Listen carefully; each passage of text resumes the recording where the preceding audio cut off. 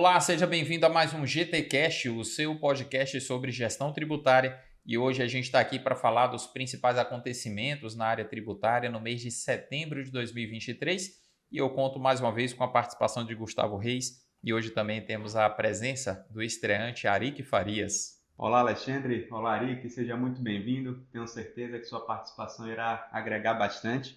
Hoje temos uma pauta bem interessante e, com certeza, mais uma vez, o nosso objetivo será transformar informação em conhecimento. Gustavo, Alexandre, muito obrigado. E a todos os nossos ouvintes, telespectadores, para mim é um prazer, uma satisfação enorme estrear hoje aqui no GTcast. Espero contribuir com todos na expansão do conhecimento em matéria de gestão tributária. Da minha parte, podemos começar. Então vamos começar falando daquelas notícias mais interessantes que foram veiculadas nos principais sites e órgãos de imprensa agora no mês de setembro de 2023. É a seção GT News. Muito bem, Alexandre. A primeira notícia de hoje diz respeito ao uso de inteligência de dados públicos para impulsionar o processo de recuperação de débitos inscritos em dívida ativa. Em um cenário de intensa transformação, o setor tributário busca se adaptar e inovar. No painel do Conselho Nacional de Justiça, a Procuradoria-Geral da Fazenda Nacional definiu novas diretrizes e estratégias do órgão para modernizar a execução fiscal no país. O evento aconteceu em Brasília no dia 21 de setembro passado e fez parte do Seminário de Eficiência da Execução Fiscal, também promovido pelo CNJ. Eu achei bem interessante essa notícia que foi veiculada agora em setembro, falando desse evento em que a Procuradoria da Fazenda Nacional traz alguns dados que eu posso dizer até alarmantes. Felizmente, ela está alinhada com essa visão, que é uma visão estratégica de reduzir ao máximo a litigiosidade nos processos tributários, porque, segundo informações que foram trazidas lá, cada procurador, se tivesse que ajuizar a execução fiscal para todas as dívidas inscritas em dívida ativa da União, teria que, a cada semana, protocolar 400 execuções fiscais. Então, é um número absolutamente absurdo, desumano e o pior, a gente sabe da realidade. Dessas 400 ações que, porventura, fossem protocoladas em uma semana, a quase totalidade delas não ia vingar, porque se trataria de dívidas cuja execução seria muito difícil em função de vários fatores. Então, a Procuradoria precisa, sim, otimizar os recursos e usar daquilo que a gente tem ouvido falar muito hoje também na iniciativa privada, que é usar de inteligência artificial. Hoje existe uma massa de dados disponível para a fiscalização bastante expressiva e que, se ela utilizar também nesses processos de cobrança da dívida ativa, com certeza vai conseguir evitar o ajuizamento de muitas ações e aumentar a taxa de efetividade na cobrança, que é algo que a Procuradoria já tem vislumbrado. Os números também indicam que há uma eficiência cada vez maior na cobrança, apesar de o índice de cobrança de efetividade ainda ser muito pequeno em relação ao estoque total da dívida.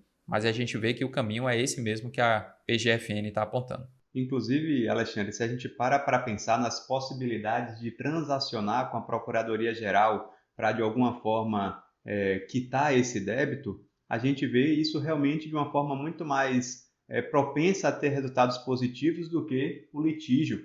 Inclusive, o uso inteligente do dado não diz respeito somente à inteligência artificial, se a gente para pensar o seguinte: imagine que Alexandre tem um débito comigo, só que eu não sei quem é Alexandre, eu não sei como é o faturamento dele, eu não sei como é que está a situação financeira dele, eu simplesmente cobro, a chance de eu ter um retorno daquele débito é muito pequena. Mas se eu sei quem é Alexandre, eu sei como é que está o faturamento dele, eu sei como é que está a margem de crescimento dele, eu posso estabelecer um padrão. Olha, ele tem a condição de quitar esse débito em tanto tempo, se eu fornecer algum tipo de benefício para ele nesse tipo de transação. Inclusive, a PGFN já tem feito isso, existe lá um cadastro que o contribuinte que deseja transacionar, ele preenche, dando essas informações para a Receita. E aí a Receita classifica em algumas categorias a chance de a empresa quitar aquele débito. Olha, é impossível, é possível se isso acontecer, e com isso ela utiliza esses dados para tentar essa relação mais amigável. Olha, eu entendo você, eu conheço você e eu queria te propor essa transação. Você acha que assim fica bom para você? A chance disso dar êxito é muito maior do que simplesmente você entrar com um processo exigindo toda a dívida sem qualquer tipo de contato ou conhecimento de quem é aquele devedor. É isso mesmo, Gustavo, Alexandre. Na era da informação, inteligência de dados, modernização e utilização da tecnologia nos parecem que são um caminho sem volta. Sem sombra de dúvida. A segunda notícia de hoje diz respeito a um alerta que a Receita Federal tem feito aos contribuintes sobre a utilização indevida de benefícios fiscais previstos no PES. Como vocês sabem, o PES é o Programa Emergencial de Retomada do Setor de Eventos. E a Receita Federal informa o envio de comunicados aos contribuintes sobre a possível utilização indevida dos benefícios fiscais concedidos pelo programa. O fisco alerta que a prestação de informação falsa nas declarações enviadas ao órgão pode implicar a aplicação de multas de até 100% nos casos de fraude, além de possíveis consequências na esfera criminal.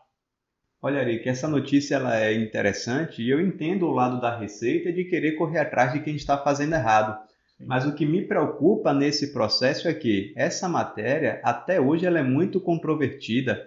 Nós tivemos inicialmente uma portaria, depois veio uma medida provisória dizendo que viria outra portaria, depois veio a inclusão de algumas mudanças na própria lei e até hoje vemos com frequência a Receita Federal do Brasil publicando soluções de consulta tentando de alguma forma esclarecer alguns pontos que até hoje são nebulosos.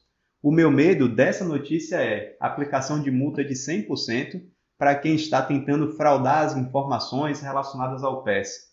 O meu medo, qual é o critério que a Receita vai utilizar para identificar quem é que está realmente fraudando, e eu sei que isso deve acontecer, mas quem é que está, diante daquilo que era claro na legislação, ou parecia ser, está agindo de boa fé, fazendo o uso de um direito que aparentemente foi concedido a ela. Será que o fato de a Receita discordar de algum entendimento vai ensejar esse tipo de cobrança?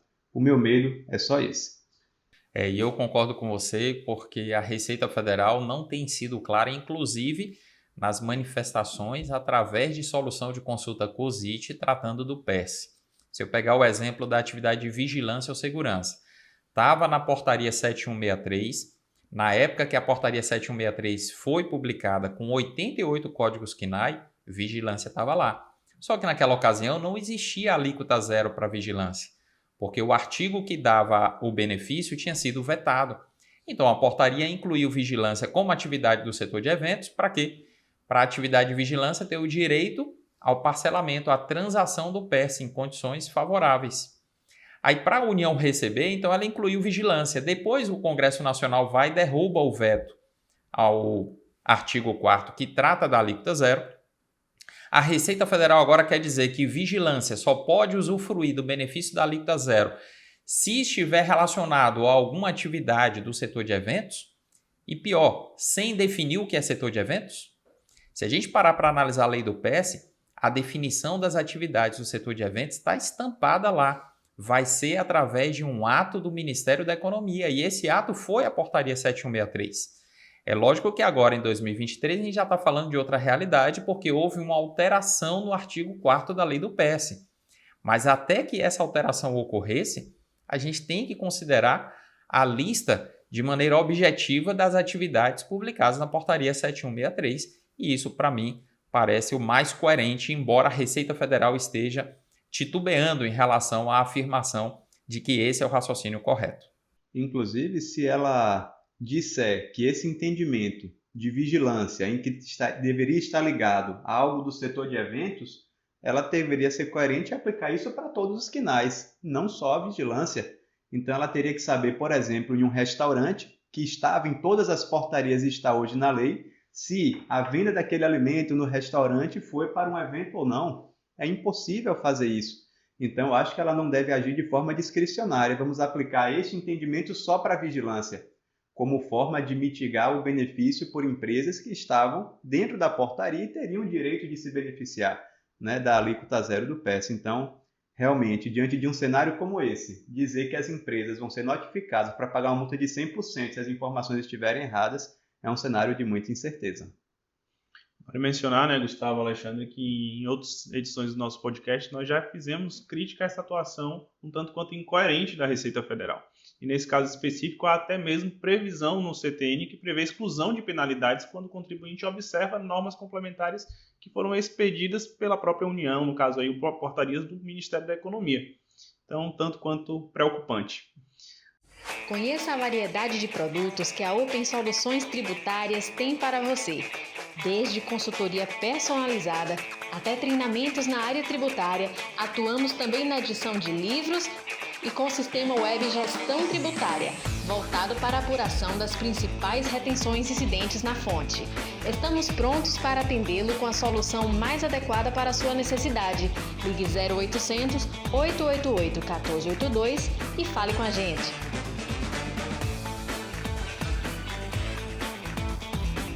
Passando para a nossa próxima notícia, foi iniciada a nova etapa de implantação de escrituração das retenções na FD-REINF e de confissão de dívida na DCTF Web. Essa nova etapa tem por objetivo complementar as informações necessárias para a substituição da DIF, que era a declaração do imposto de renda retido na fonte, e transferir a constituição desses créditos tributários da DCTF para a DCTF Web. Esse é um evento marcante, vamos dizer, na história das retenções tributárias do Brasil. Olha, quando eu comecei a ministrar curso sobre retenções tributárias, ali no final de 2003 e muito a partir do ano de 2004, e eu lembro que um grande impulso veio com a edição da Lei 10.833, que aumentou muito as hipóteses de retenção, a gente vem desde lá percebendo, olha, a Receita Federal em algum momento vai instituir um controle mais depurado dessas retenções, porque do jeito que o controle era feito, para a Receita havia muita fragilidade na informação e não à toa a Receita também foi vítima de muitas fraudes praticadas pelos contribuintes ao longo desses anos. Como a FD-REINF é um desdobramento do E-Social, a gente pode dizer que é um projeto de quase 10 anos e que agora ele avança para uma etapa fundamental. Em relação ao INSS, a gente pode dizer também que foi um acontecimento histórico a implantação da FD-REINF, mas a inclusão dessa série chamada de Série R4000 marca uma nova era na relação da Receita com as fontes pagadoras e, consequentemente, com os contribuintes que sofrem a retenção também. E uma das características que eu acho mais interessante, aquilo que a FD-REINF traz a partir desse momento vai possibilitar que a partir de 2024 a DIF deixe de ser exigida. Ela vai ser apresentada no início de 2024 em relação a 2023, mas daí por diante ela deixa de fazer sentido.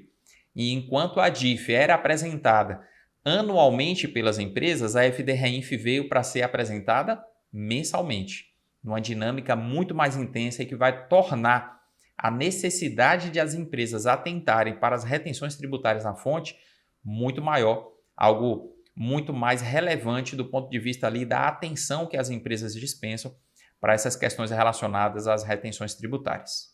Um detalhe interessante em todo esse processo, Alexandre, é que a DCTF, aquela que chamamos de convencional, que não se confunde com a DCTF Web, ela vai continuar sendo entregue até a competência dezembro de 2023, cujo prazo de entrega é fevereiro de 2024.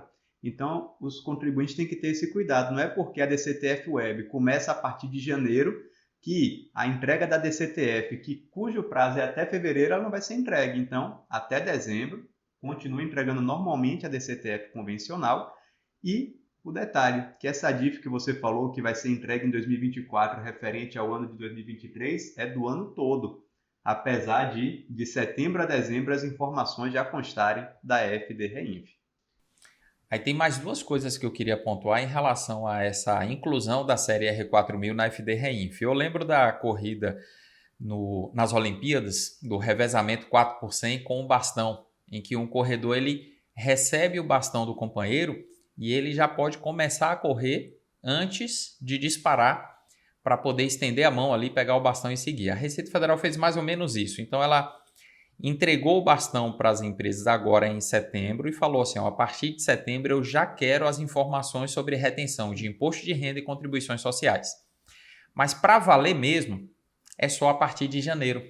Que embora seja obrigatório entre setembro e dezembro, a Receita ainda vai ter essas informações em fevereiro do ano que vem, quando as empresas apresentarem a DIF relativa a todo o ano de 2023.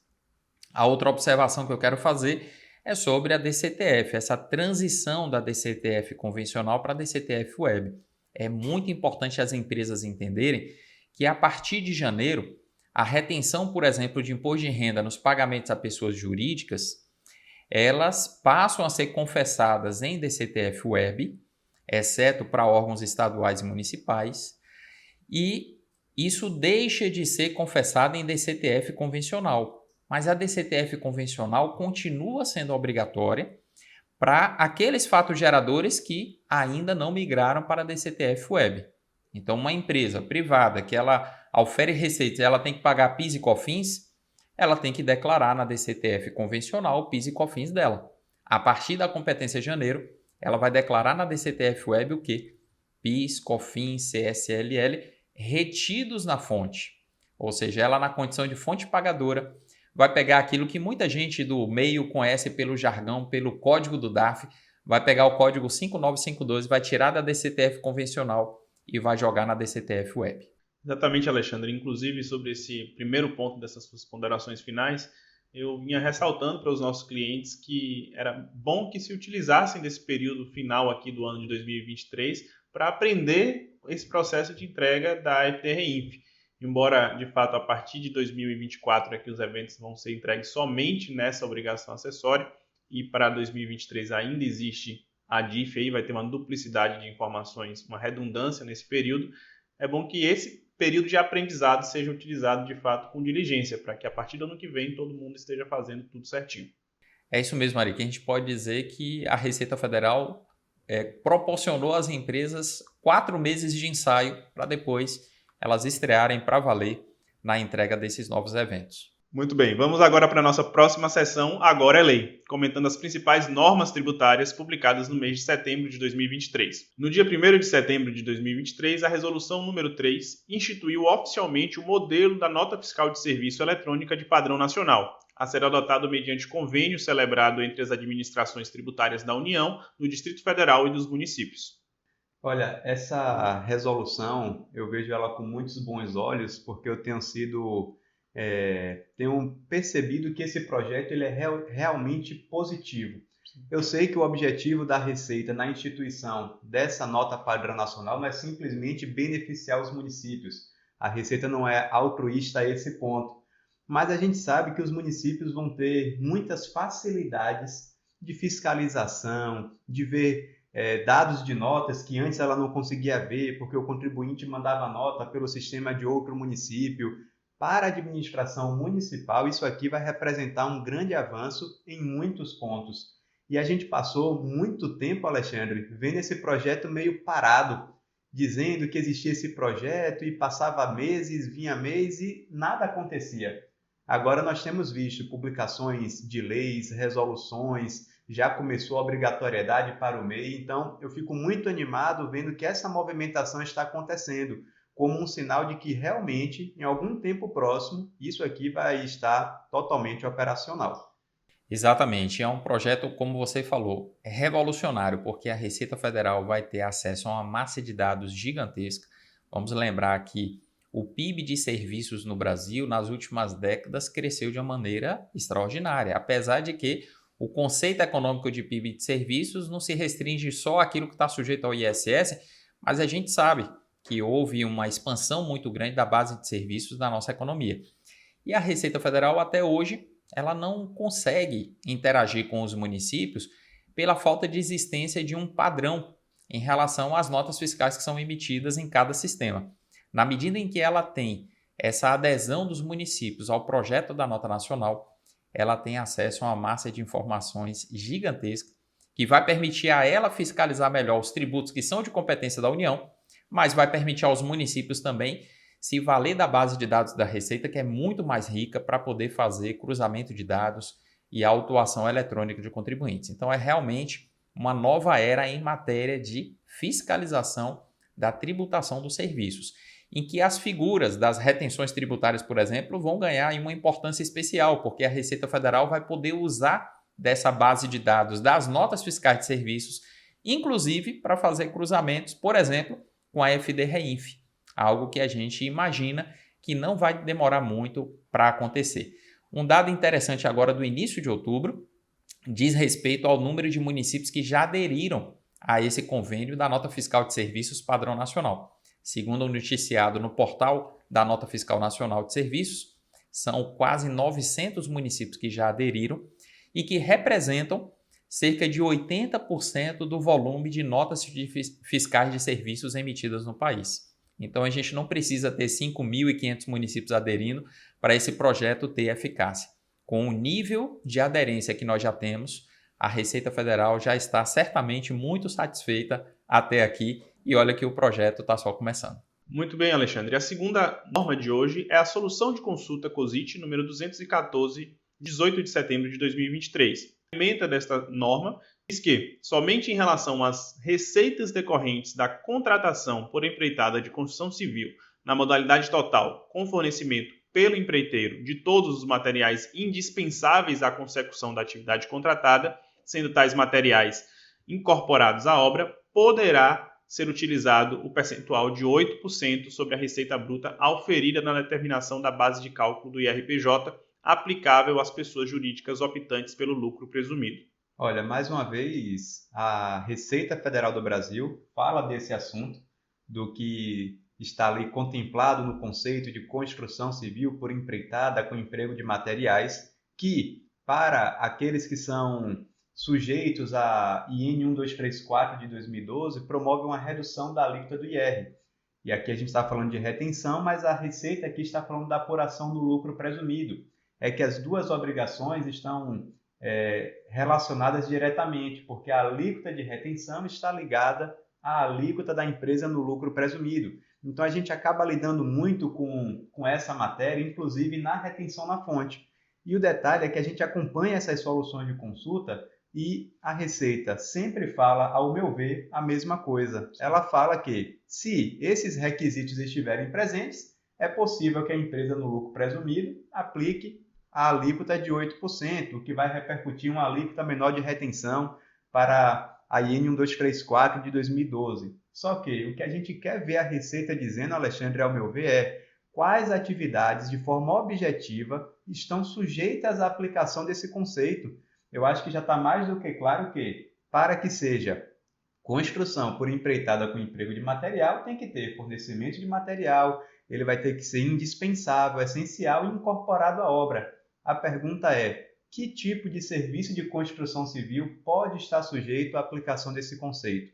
Eu acho que falta aí uma regulamentação um pouco mais objetiva da Receita nesse sentido, como ela fez lá para o INSS, com o anexo 6º da IN 2110, falando, olha, aqui está a lista de tudo que eu considero construção civil, inclusive classificando em obras e serviços, e isso tem impacto em várias questões da retenção. Olha, se for obra é um tratamento, se for serviço é outro.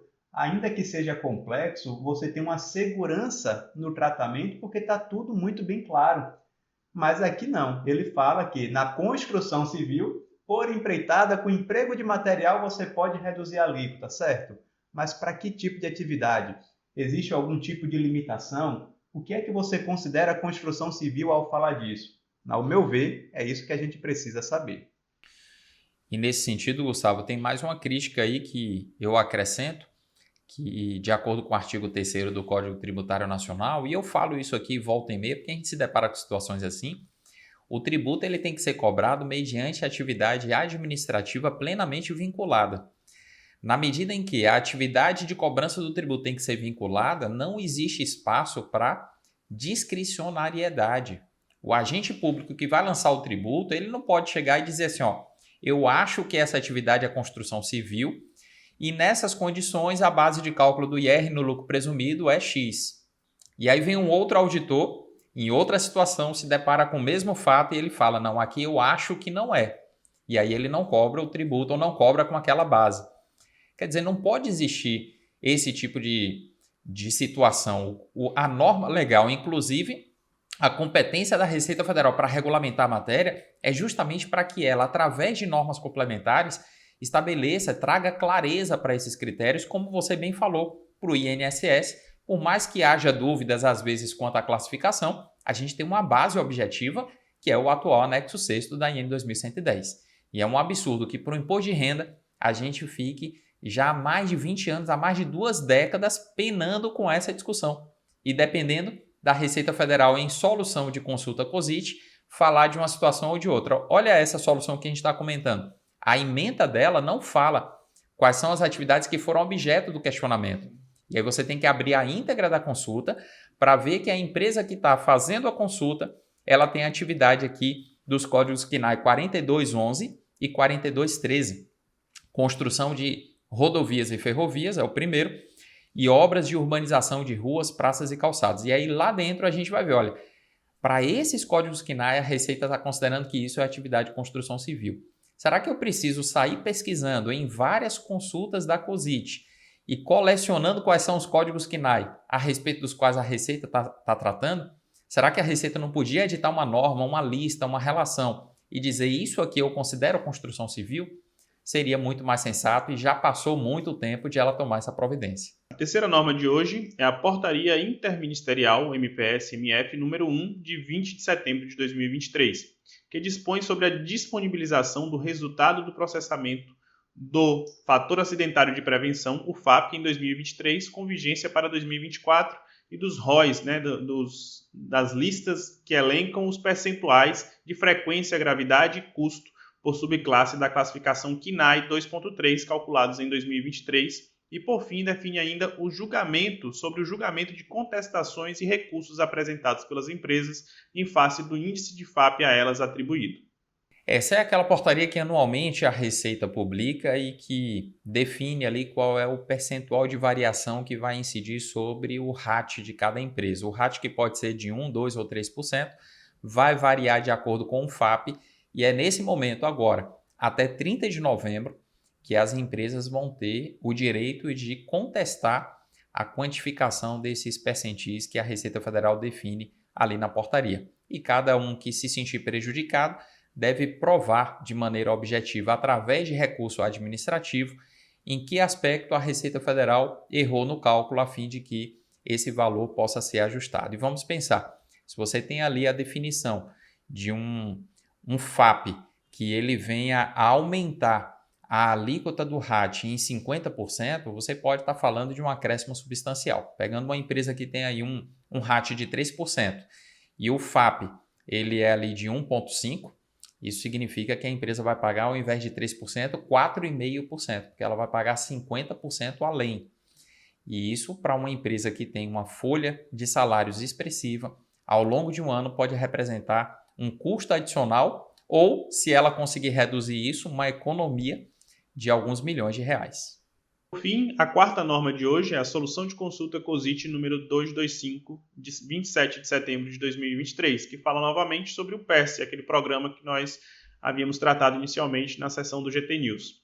A Receita Federal publicou solução de consulta estabelecendo os critérios temporais para usufruir do benefício fiscal de redução de alíquota de IR, Imposto de Renda, CSLL, PIS e COFINS previstos no artigo 4º da lei que instituiu o PERSE, que é a Lei 14.141 de 2021, levando em conta as duas portarias que foram editadas para disciplinar o benefício em 2021 e 2022 e a alteração direta que foi promovida no corpo da própria lei a partir de 2023.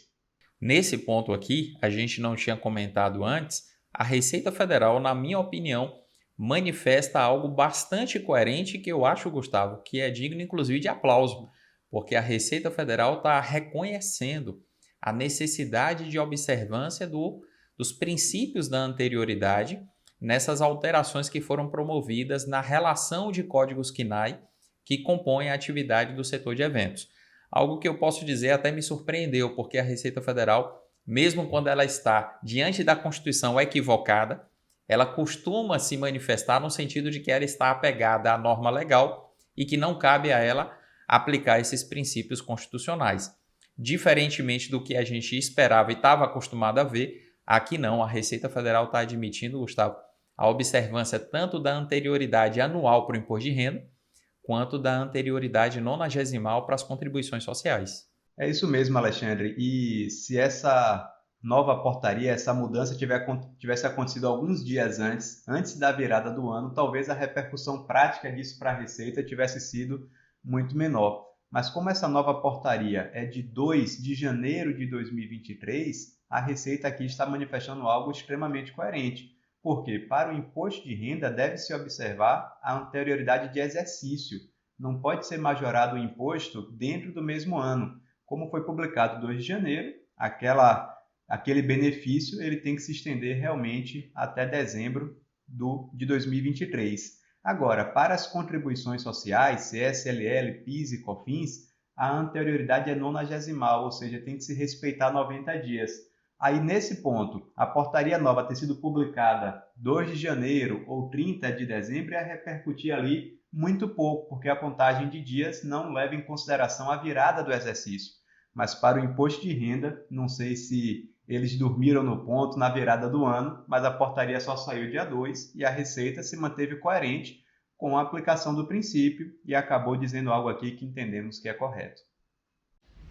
O Sistema Web Gestão Tributária chegou para revolucionar a operação dos principais tributos incidentes na fonte sobre a contratação de pessoas físicas e jurídicas. Nele você encontra o GT Fácil, um poderoso simulador de retenções tributárias que indica na hora o que fazer em relação ao INSS, Imposto de Renda, CSLL, PIS, PASEP, COFINS e ISS incidentes na fonte. Basta digitar o tipo de operação e visualizar instantaneamente quais os tributos que devem ser descontados na fonte sobre a operação. Tudo acompanhado do fundamento legal, indicação da base de cálculo, alíquota, vencimento e muito mais.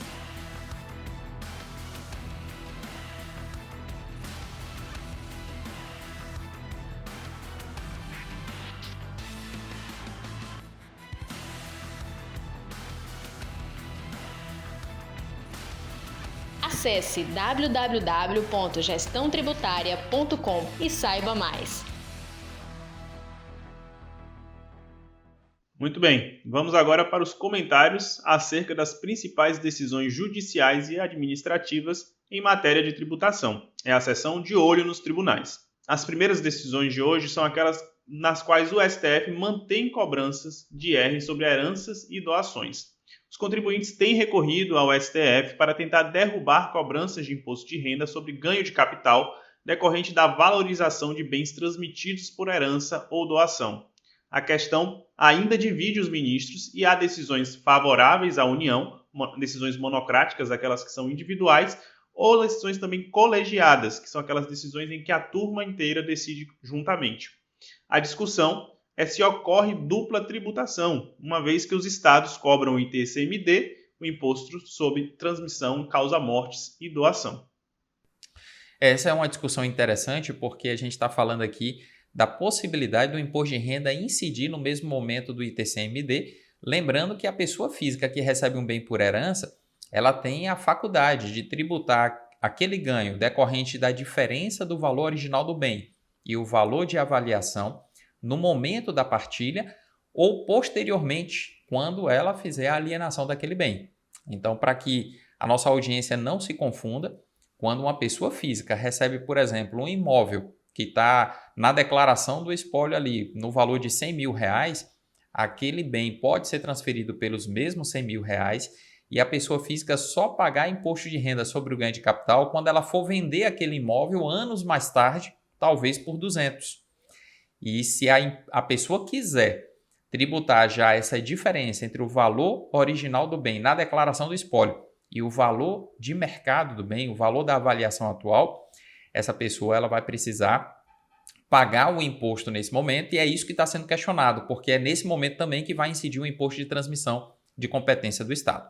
Uma tese bastante coerente, mas que ela só tem aplicação para essa segunda hipótese, porque na primeira a postergação do imposto de renda ela vai ficar condicionada ali à alienação do bem futuramente. E agora passamos para a última decisão que trataremos no dia de hoje. O STF publicou recentemente um acórdão sobre tributação de seguradoras. O Supremo Tribunal Federal publicou no último dia 18 de setembro acórdão muito aguardado tanto por contribuintes como também pela própria Fazenda Nacional. Esse acórdão esclarece a tributação sobre as seguradoras. Na ementa, o relator ministro Dias Toffoli afirma que PIS e COFINS incidem sobre prêmios sem citar e excluir expressamente as receitas financeiras como havia feito em seu voto escrito. Olha, me parece que essa decisão envolve aquela disputa decorrente da Lei 9718 de 1998, que ampliou o fato gerador da incidência da base de cálculo do PIS e COFINS. Só que isso foi declarado inconstitucional porque a norma não definiu exatamente qual seria esse aumento, que gerou uma discussão. E, em 2009, no julgamento de um recurso extraordinário, ficou definido que aquilo que a empresa aufere em razão do exercício das atividades que lhe são próprias e típicas, isso faria parte da base de cálculo do PIS e COFINS, e a decisão, então, foi nesse sentido, de que o PIS e COFINS vão incidir sobre os prêmios, no caso das seguradoras. Exatamente, e essa tese foi uma tese muito importante na ocasião, porque dizia respeito também à constitucionalidade ou não dessa ampliação da base do PIS e COFINS para abranger todas as receitas, em face até do que a Constituição previa, já que a definição lá do artigo 95 era para que a tributação ela incidisse sobre o faturamento das empresas e não sobre qualquer tipo de receita. Mas, superada essa questão já há muito tempo, a gente volta hoje a se deparar com os desdobramentos dessa tese e que é interessante pontuar. Tem que ser analisado dentro do foco específico que está sendo tratado aqui. Por exemplo, em relação ao ISS, não é pelo fato de as seguradoras auferirem receitas que são típicas das suas atividades, essas receitas não serem objeto de uma transação mercantil, que elas vão ter que pagar ISS. Então, uma coisa não necessariamente vai se aplicar a outro tributo só por se tratar ali de uma discussão parecida. Para o ISS, não cabe a aplicação a incidência do tributo pelo fato de que essa atividade, primeiro, não é tipicamente um serviço, é um contrato típico que está lá no Código Civil e que se diferencia da prestação de serviços. E segundo, também não está na lista de serviços sujeitos ao imposto, anexo à Lei Complementar 116. Chegamos então à última etapa do nosso programa de hoje, dedicada a responder às perguntas dos nossos ouvintes, de vocês. É a sessão Pergunte ao Especialista. A primeira pergunta de hoje é do Messias Santos. E ele diz: boa tarde. O KNAI 4120-4/0002, que diz respeito à construção de edifícios, reforma de edifícios em geral, do subitem 7.05 da Lei Complementar 116 de 2003, quando prestado por optante do Simples Nacional, contratado por órgão público da administração direta, deve haver retenção do INSS? Messias, excelente pergunta, e a gente tem que entender o seguinte, que via de regra a retenção previdenciária do optante do Simples Nacional ela está dispensada, salvo se o serviço ele for tributado pelo anexo 4º da Lei Complementar 123 de 2006, que é a Lei do Simples.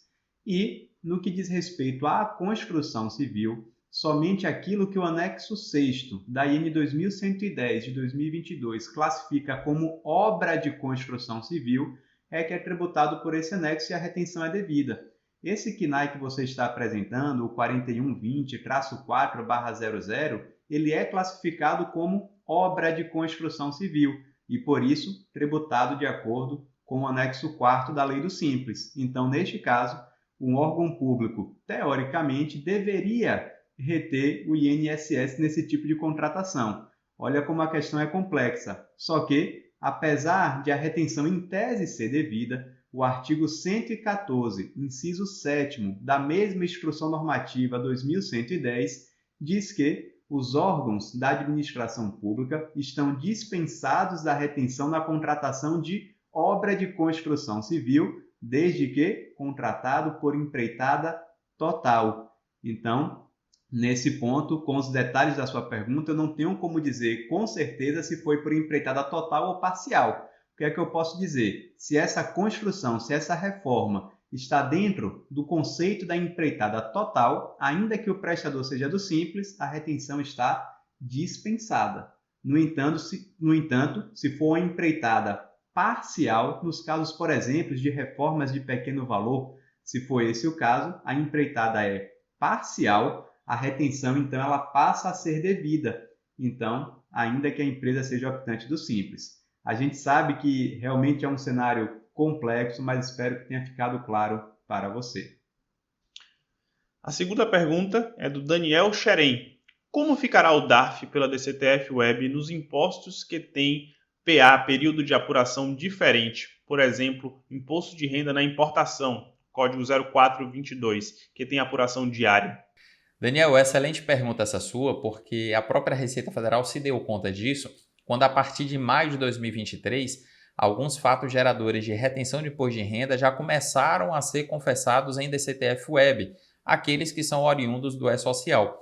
E dentre eles, a gente pode ter ali o código de DARF relacionado a pagamento a domiciliado no exterior, cujo fato gerador é diário, não é mensal. E o período de apuração sendo diário, como pode a empresa recolher dentro do prazo aquilo que vence no decorrer do mês, se a entrega da DCTF-Web pode ser realizada até o dia 15 do mês seguinte.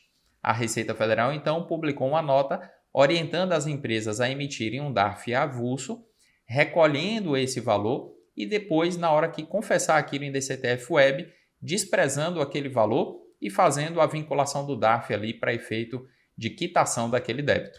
Essa, então, é a orientação que você encontra, inclusive, lá no próprio site da Receita Federal. Por fim, a última pergunta de hoje vem do Wagner Cardoso. Ele diz que teve um prestador de serviços que prestou serviços em cidade do interior da Paraíba e destacou em nota a retenção do ISS para a sede, que é João Pessoa.